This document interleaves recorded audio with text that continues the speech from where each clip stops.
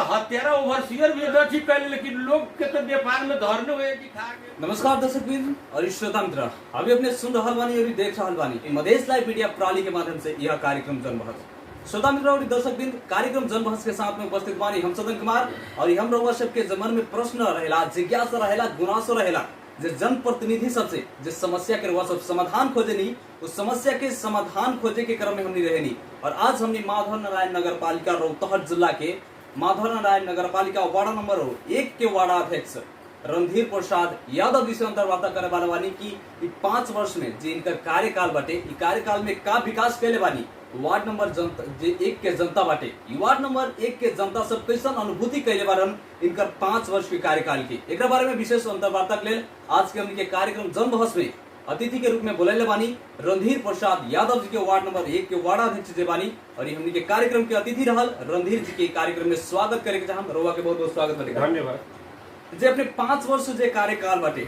कितना संतुष्ट करे सकल बानी 5 वर्ष में अपन जनता? ये 5 वर्ष के कार्यकाल में ही हर एक दृष्टिकोण से संतुष्ट होए के तो सवाल न है।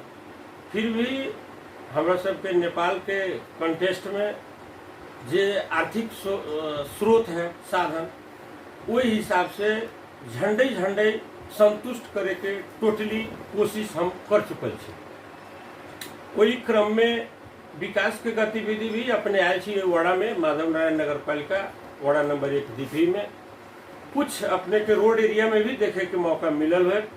इस संदर्भ में भी हम जे अंतर्वार्ता दे रहे छी वैसे टैली करके यहाँ कुछ न कुछ अनुभव कर सके छी। तो वार्ड नंबर 1 के जनता के लिए अपने कहा था कि हर एक क्षेत्र में ना विकास कर सकल बानी, लेकिन जितना कले बानी अच्छा कले बानी। जी बहुत बढ़िया। वार्ड नंबर 1 में सड़क जितना विकास होके के चाहिए, सड़क के उतना पूर्ण रूप से विकास हो गई बाटे?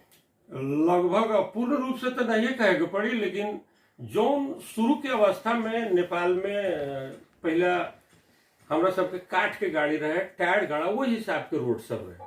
अब वही रोड के फिर से बढ़ावे के लिए पॉपुलेशन बहुत ज्यादा मात्रा में बढ़ रहा है से देख ही रहल छी। ट्रैफिक के भी समस्या है रोड में, वही हिसाब से हम सब लगभग 10 फीट के रोड के 20 फीट कैले छी, 24 फीट वाला के 30 फीट कैले छी और ओकरा नाला सहित के ढलान भी कैले छी।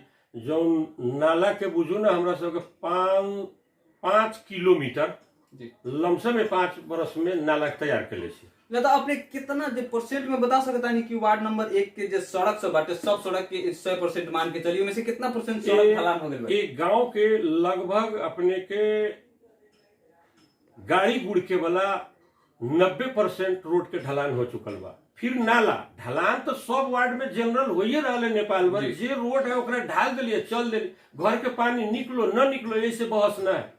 मुखिया जी लोग के देख रहे थे अन्य वार्ड में, लेकिन हमारा वार्ड में घर के पानी कचरा सहित बाहर निकालने के भी उपक्रम के लिए हम सब। तो अपने कहाँ देख ले बानी, कहाँ देख ले, कोई नंबर वार्ड में? अपने 2 नंबर में जाओ, 3 नंबर में जाओ, 4 नंबर में जाओ, रोड है ओकरा ढाल दिली, पानी के निकास न। माधोपुर में जाओ, अपने के डुबान पड़ रहा है हर साल, देख सकते हैं माधोपुर में नाला कहीं कहीं है, अधिकतर में है ये ना है, वर्षा के पानी निकलिए न रहा। तो अपने ई कहे के चाहतानी कि हमनी नगर पालिका में वार्ड नंबर 1 सबसे ज्यादा आगे बाटे, नाला 1 नंबर में सबसे आगे बा। और 1 नंबर अपने 1 नंबर न कहो, हमारा बहुत नगर पालिका है जो में सबसे आगे हमारा वार्ड नंबर दीपी है हर एक दृष्टिकोण से। जो वार्ड अपने कह रहा बानी, मेयर साहब के भी घर बाटे ई वार्ड में, तो हो सके मेयर साहब यहाँ पर ज्यादा ध्यान देले होकिन ज्यादा न, लेकिन मेयर साहब भी नगर के बजट लगैले छत, उनकर भी विकास यही में है और वाड़ा के भी विकास यही में है। टोटली हम ही कर ले से बात न है। अपने जैसे कि कह रहा बानी हर एक वार्ड में घूम के देखे तो हमनी के वार्ड नंबर 1 में सड़क बहुत अच्छा बाटे, नाला के भी व्यवस्थापन सही बाटे, एकदम सही। तो स्वास्थ्य के कैसन काम कैले बानी वार्ड नंबर 1 में? अपने स्वास्थ्य में हम सब वाड़ा के ओर से साल में एक बेर गर्भवती महिला के टोटली व्यवस्थापन के हिसाब से आयरन चक्की, अपने के कैल्शियम के चक्की, झूल वगैरह, कभी अंडा वितरण करे के, कभी घी वितरण करे के, ये सब काम होते आ रहा है। हर एक नगर पालिका में होखेला, अपने के खाली वार्ड में थोड़े बटे? हर एक नगर पालिका में है, लेकिन हम वाड़ा के स्तर से भी हम करी छी। अपने वार्ड से लगानी कैले बनी मैं नगर पालिका हाँ, से लगानी वार्ड से भी लगानी बा, नगर पालिका की ओर से भी लगानी बा। नगर पालिका की ओर से फ्लैट सब वार्ड में है, ओकरा अलावा हम सब डीपी से भी वार्ड करें। की ओर से कितना लगानी कैले बनी, कितना लाख के बजट छूटिया लगभग 2 साल में 5-5 लाख करके 10 लाख और सही रूप से मिलल बाटे जिनकरा के मिले के चाहिए। और जे गर्भवती अवस्था में वो स्वास्थ्य संस्था में जाके रेगुलर सुविधा अपन ले रहा छत, वही जे दरता है वही में सिर्फ ओकरे मिलल है। तो स्थानीय से के ही भी कहना बाटे कि वार्ड नंबर 1 के चाहे नगर पालिका के हमनी के जितना भी वार्ड बाटे सब वार्ड में दवाई लेवे जानी तो 10 को डोज रहला तो 2 गो दवाई मिलेला। काहे अपने के वार्ड में इस सुविधा जब दिले बनते काहे एक मिनट, ई सुविधा अपने तरफ पहुंच गई तो सुविधा असुविधा हमरो तक तो जानकारी होए के पड़ल जे ई चीज ए लेखा अपने के 4 गो दवाई बा में 2 गो मिल रहा है। कोई कारण जैसे वार्ड कार्यालय और स्वास्थ्य संस्था दोनों एक जगह अटैच है हमरा यहाँ, और गाँव में केना है से तो न कह सकूं, लेकिन हमरा यहाँ एक जगह तो एक जगह है तो वो गुनासो हमरो पास तो आवे के भेल। कभी कभी गुनासो ये आए जो फला चक्की न है तो न है तो हम सब कहे जाओ नगर पालिका से लेके आओ या फोन कर नगर पालिका से पहुंचा देवे के लिए। बड़ू स्टॉक में अचानक कभी घट गेल है आ दवा न मिलल हो हो सकल, लेकिन न रहल ही बात न है। तो काहे 2 गो देले बनी स्थानीय काहे यार बाटे कि 2 गो दवाई देवे नहीं। अब स्थानीय में केर आरोप लगा रहा है, ई विषय वस्तु देखे के विषय वस्तु है। जो वो आदमी विपक्षीय होते है तो हम तो सोनो के जमा पहनबे तो कहते कपड़े पहन ले है ना, सुतिए के लगेले है या टेलीकॉटन लगेले है, ये विषय वस्तु अलग है। लेकिन हम जहाँ बैठ रहे छी खुद वही जगह पर इस समस्या सुने में अभी तक हमरा न आ रहा है। लेकिन सवाल है कथी तो 4 गो दवा कहाँ के दवा प्रिस्क्रिप्शन अपने काठमांडू से ले आई कि बीरगंज से ले आई कि ये संस्था वाड़ा स्वास्थ्य चौकी के प्रिस्क्रिप्शन वाड़ा स्वास्थ्य चौकी से जहाँ लिखाइल बाटे 10 गो दवाई देवे के वहाँ पर 2 गो दवाई मिलल बाटे न, एहन शिकायत ना आ सकले। लगभग दवा यहाँ पर्याप्त मात्रा में रहे। अचानक कभी घट गल कहलिए ना, जब कभी स्टॉक खाली हो गए ध्यान में न आयल घट गल हो, ये विषय वस्तु हो सकल, लेकिन रहबे न करे विषय वस्तु न है। आज के दिन में हम वाड़ा अध्यक्ष तरह राजीनामा कर चुकल छी ना जी, तो अपने बिहान दिन में 10 बजे आके एकरा देख सके छी जे है ना हम सच बोलली कि झूठ बोलली, इमे तो न देखे के सवाल है ना। संस्था खड़े है हम गांव में चीते छी तो स्थानीय सब झूठ बोल रहल बनी अफवाह फैला रहल। स्थानीय अब कई गो स्थानीय झूठ, स्थानीय कुछ भी कह सकले, अब कोनो इहो कह सकले दीपी में विकासे न भेल, लेकिन विकास हो अपने खाली अंतर बरते ले कि देखल भी विकास कह सके छी ना। अपने एले जो रास्ता धले तो बुझाइल विकास भेले कि नहीं विकास भेल बाटे। सड़क में तो हमनी भी कह रहल बानी, स्थानीय भी कह रहल बानी, सड़क में बहुत अच्छा विकास भेल बाटे। सड़क में भी हमरा लगा रहल है अखन वोट के टाइम में जे दीपी में विकासे न है भेल, ओकर कौन जवाब देबे हम? तो वो अपने लगा रहल बाटे, हमनी तो इहे न पूछम जे देखले बानी जे स्थानीय बता रहल। हमरा तो कैडर सब आगे कह रहल जो फला आदमी कह रहल दीपी में कुछ विकासे न भेल। हो सकले वो रक्सी खा के बोले थे या होश में या बेहोश हम न जाई छी ओकरा पछाड़ी देखे। अपने आयल छी देख के हमरा से प्रश्न पूछू ओकर जवाब दे रहा छी, तो फिर जवाब लेके फिर बिहान हॉस्पिटल में भी आओ, स्कूल है वो में भी जाके देख सके छी अपने पढ़ाई के गुण स्तर के है। तो वार्ड नंबर पूछू अपने देख सके छी जी। अपने जे हमनी के वार्ड नंबर 1 के वार्ड अध्यक्ष रणधीर जी बानी, रणधीर जी कहे नहीं का जे जनता बाटे उनकरा से हमरा वोट नहीं की अपने दिले ऐसे अपने के सिफारिश पर साइन ना संकले बनी। ई विषय वस्तु टोटली निराधार बा जी। अब सवाल ई बा जे अखन बैंक से लोन हमरा बुझाले 60-70% घर धोरी बैंक से लोन में काम कर रहा है। अब 10 लाख के कट्ठा वाला जमीन के कहते 40 लाख के कह दू तो न करू तो हम वोट न दिले छी न कैलक है, वोट देवे वाला के कर रहा है हमरा न कर रहा है। एहन किस्म के अभियोग है। जबकि मूल्यांकन मालपोत कार्यालय में भी जमीन सब गेल है, वो नगर पालिका से समन्वय करके दर रेट गेल है, वही दर रेट से थोड़ा बड़ा प्लस करके ले आते तो कर तो न हमरा किने के है ये चीज वही हिसाब से पैसा घट रहा है। बैंक कह रहा है जी इतना सिफारिश करा के ले आओ, तो बिहार ट्रक किने के होते तो 5 कट्ठा खेत के हमें करोड़ कर देवे ना, तो अपने अब न करबे तो कहते हम वोट दिले तेकरे खाली हम करे छी। तो अपने ई सरकार तानी अपने कहले बानी बात ना, ई सब बात नहीं है। जे बतैले बने जे बता रहा है वो गलत कर रहा है। वोट के अवसरवादी समझ के अपन काम हुई कहे बोले वो में हमरा कुछ कहे के ना।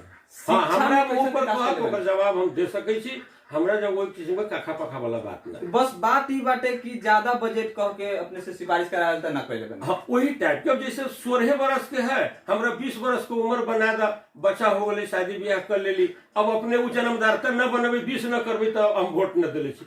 तो सीधा बात है, जहां 2000 मतदाता यहाँ पोलिंग कैले है, वही में जरा 450 मत ले आके जीतल है, तो 15 15,500 लोग तो हमारे विरोधी हुए थे, तो हम कहाँ काम कर सकते? जब हम कहबे जो वोटे हमरा दिले छे तेकरे हम काम करब, तो ये तो टोटली गांव के कामे ब्लॉक हो जाते ना। तो एका दुका अपने के सुने में आ रहा है, तो बुझू ना ओहने समय के होती कोनो के जन्मदाता ले आए होते, जब हमरा 20 बरस बना दू, कोनो आयल होते जो 2 लाख के हमरा 10 लाख के सिफारिश कर दू कट्ठा पर, तो उ सब निराधार बात है। जितना सक्षम होते उतने तक कुर्सी मिल गया के बाद में वो दायरे में रह के ना काम करे पड़ते, रूल रेगुलेशन के भीतर रह के ना।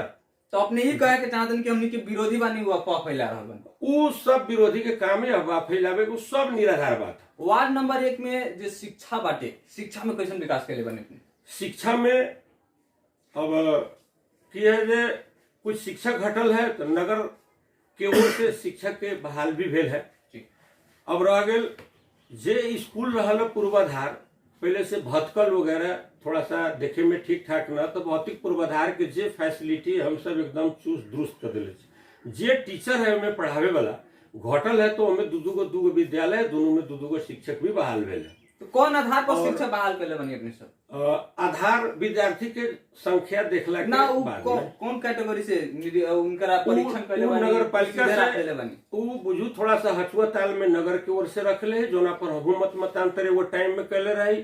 हले बवाल उखाड़ लीजिए, टीचर के जब बहाल करे के देखरा एगो अंतर की लिखित मौखिक क के करे के चाहिए, लेकिन उ रूल थोड़ा सा मीच के नगर शिक्षा समिति से माने अपना मन से कैले बानी, अपना मन से कैले छत। ओई में हमरा हाला बवाल कैली, लेकिन उ सब मत्थर होकर रह गए।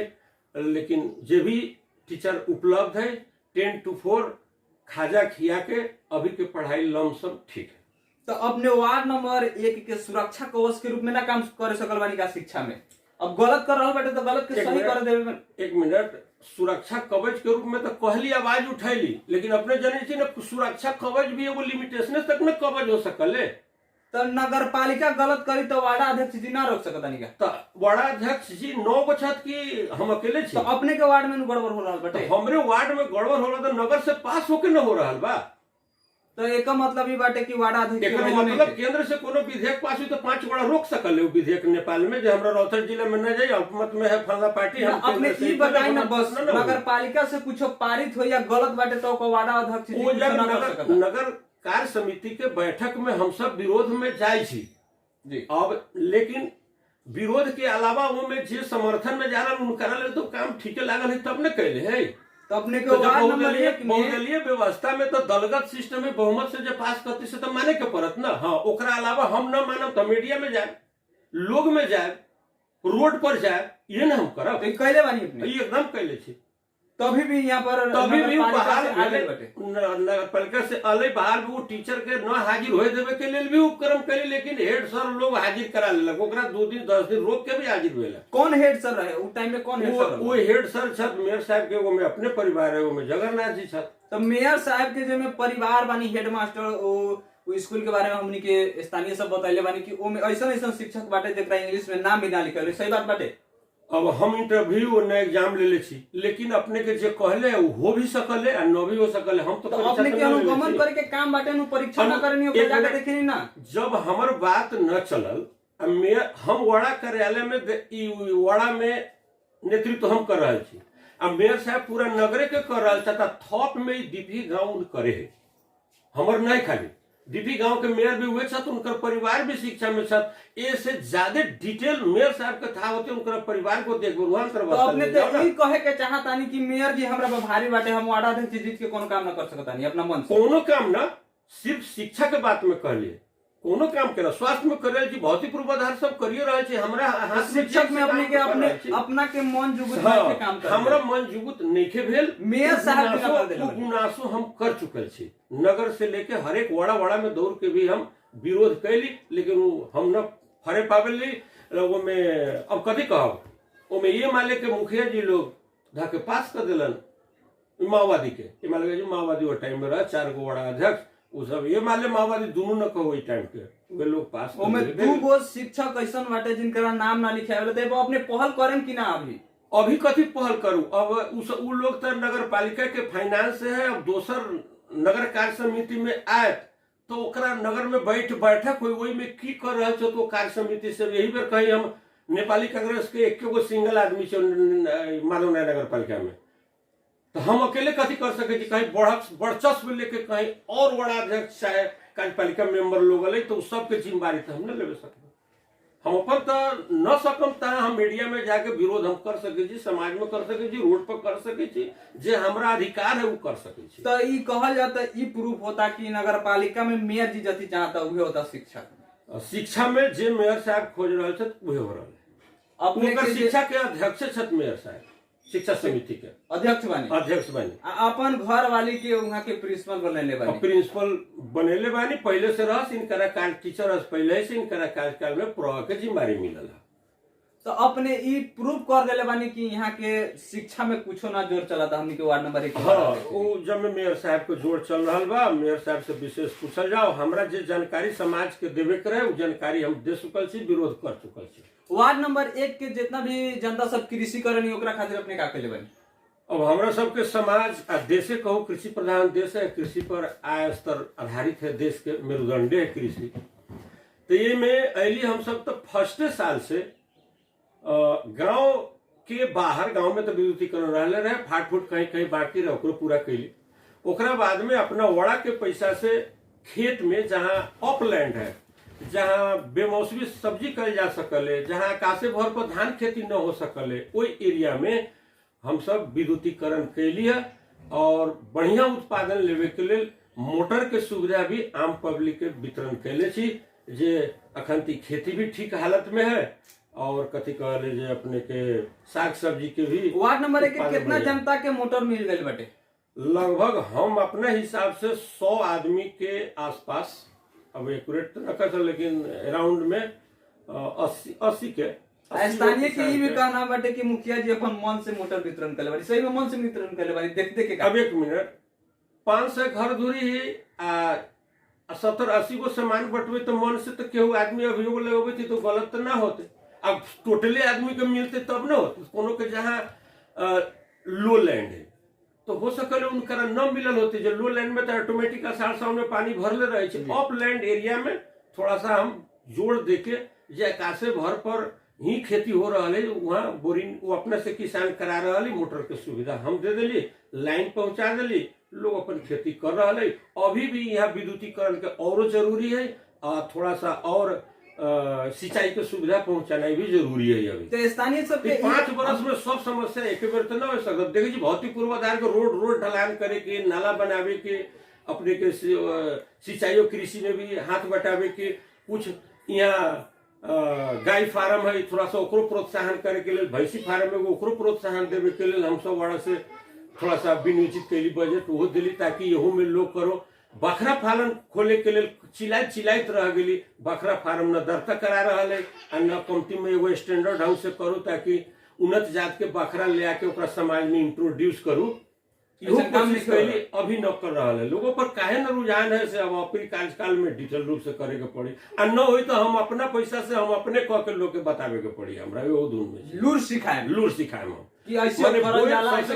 खंती बकरा के लाइन में बोयर जात के बकरा है, अगर वो सक्सेस हो जाए थे ये क्लाइमेट में तो वो बोयर जात के बकरा ले आके ब्रीडिंग करा के जगह इंट्रोड्यूस करे के।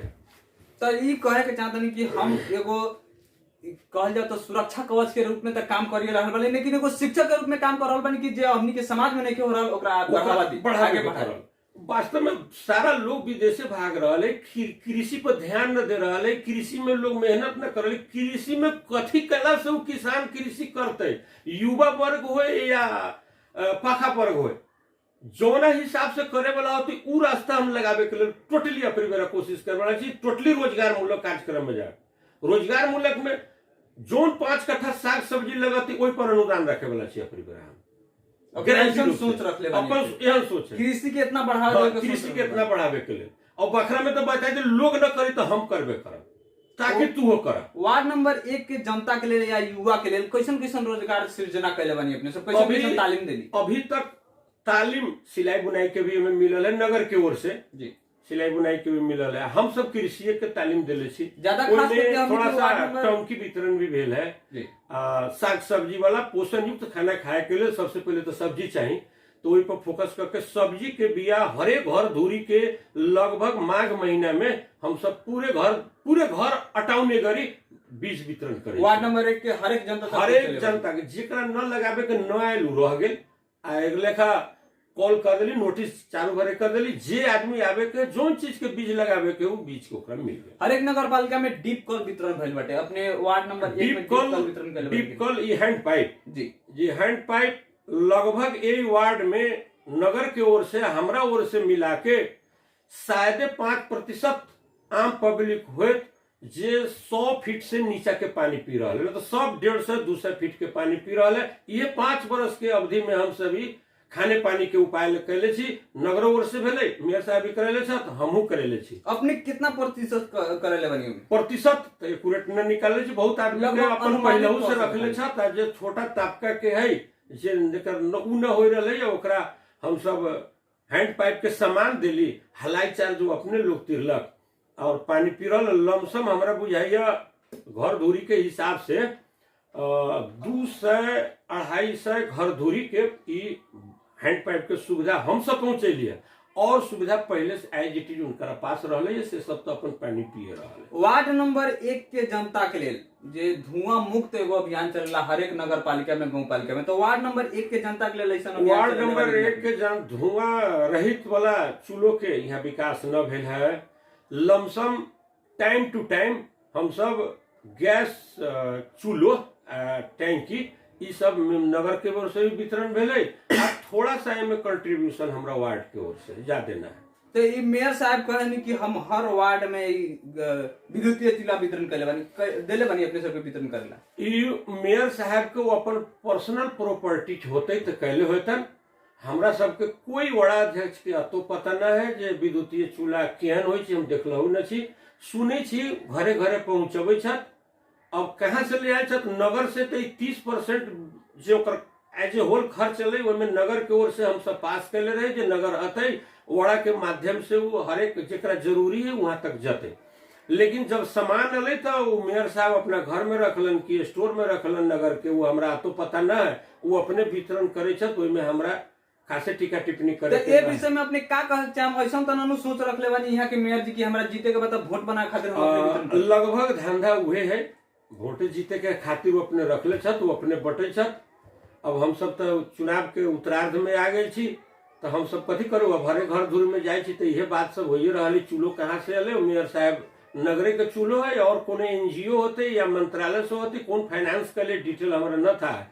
कल बड़ा इन्हें आके निर्णय भेले नगर में, तब हम सब तो चुनाव में चुनाव जब आ गए बटे तब ई वितरण भेल बटे कहते न 1-2 महीना पहले से मानो न फाल्गुन से अपन भीतरे भीतरे वितरण कर रहा है। तो अपने के कैसा लाग रहा बटे? सही में ई गैर उचित काम है, ई गैर उचित काम है। जब नगर के सरकारी प्रॉपर्टी से आयल है तो एक थोड़ा पारदर्शी रूप से भेला करा के ई सब वितरण होए के चाहिए। केकरा जरूरी है केकरा जरूरी न है, ई लगभग पहचान करके वितरण होए के चाहिए। वार्ड अध्यक्ष बानी तो अपने सबसे समन्वय ना कैले बटे नगर पालिका न कोई वार्ड अध्यक्ष से कोई बैठक न कोई समन्वय नहीं। समन्वय बजट पास भेल तो हमरा सबके ई भेल जे अतिरिक्त समान रूप से एगो ढंग ढवार से वितरण होते कह के बात भेल नगर में, नगर के बैठक में। लेकिन ओकरा बाद में आयल तो वगैरह से लगभग नगर के बैठके न बैठल है। अनौपचारिक रूप से कोनो बैठक बैठल तो 10-5 आदमी माहे गेल, माहे बैठलक, वो माहे गेल, यही टाइप से भेल है। ओमे डिबेट बात विवाद अपने ही कहे के चाहते कि वोट बनाओ काम भइल बटे। हां, वोट बनाओ काम भइल बा।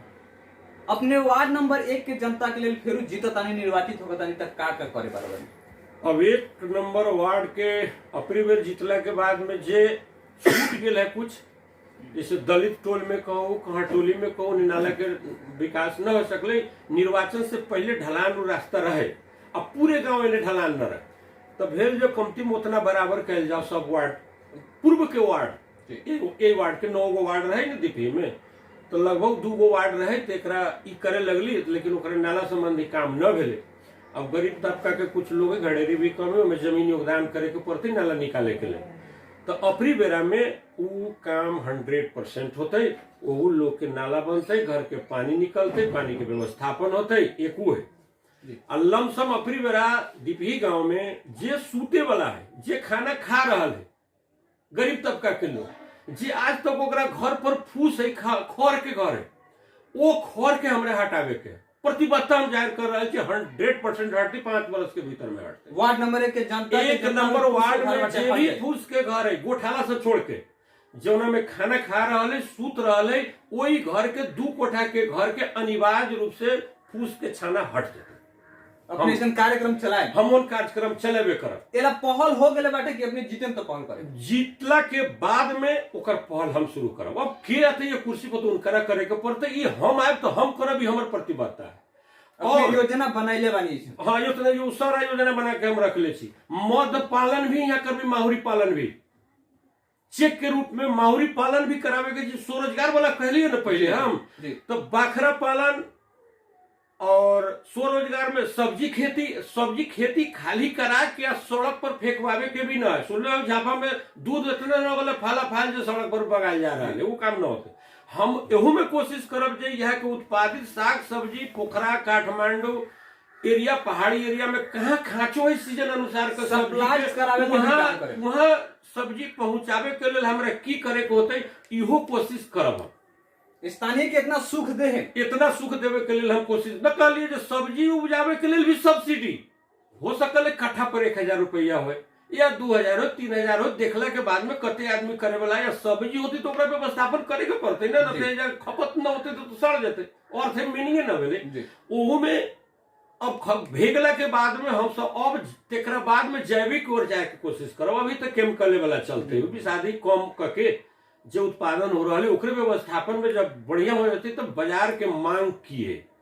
अभी हमरा सबके क्वांटिटी के जरूरी क्वालिटी के जरूरी अभी कम ही जो ना समाज में हम रह रहा छी ओमे क्वांटिटी चाहिए लेकिन जहां बाहर जाती वो में कहीं क्वालिटी वाला मांगते जो हमरा जैविक चाहे तो कुछ किसान के प्राथमिकता देके भर्मी कंपोस्ट मल देके खेती करा के तो भेजे के पड़ती ना तो तो 2 पैसा होते ही ना।